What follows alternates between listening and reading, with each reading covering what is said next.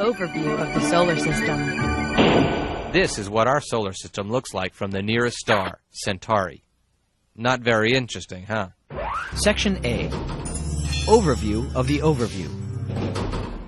The solar system contains the sun and everything that orbits it. That's planets, a bunch of asteroids, some comets, and some other random stuff. What exactly is a planet, anyway? A planet is a big body of matter that orbits the sun in a well-defined, stable orbit. At the middle of the solar system is the sun. The sun makes up 99.8% of the mass of our solar system.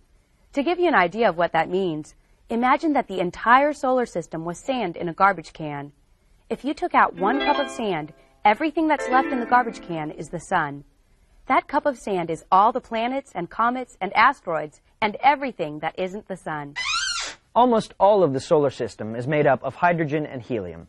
There's some of every element in the solar system, but most of it is either hydrogen or helium. How does that work? The Earth isn't made of helium. You're right, but the Earth isn't a very large part of the solar system. Remember our garbage can? The Earth was part of that cup. Almost all of the garbage can is helium and hydrogen. Okay, so before we dive in, let's do something. These are all the planets in order, starting from the planet that's closest to the sun, going all the way to the planet that's farthest from the sun. Mercury, Venus, Earth, Mars, Jupiter, Saturn, Uranus, Neptune, Mercury, Venus, Earth, Mars, Jupiter, Saturn, Uranus, Neptune. Got it? Okay. The planets in the solar system are divided into 2 types, terrestrial and Jovian.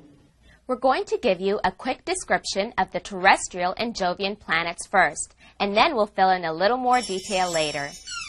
The 4 planets closest to the Sun are Mercury, Venus, Earth, and Mars. These are the terrestrial planets.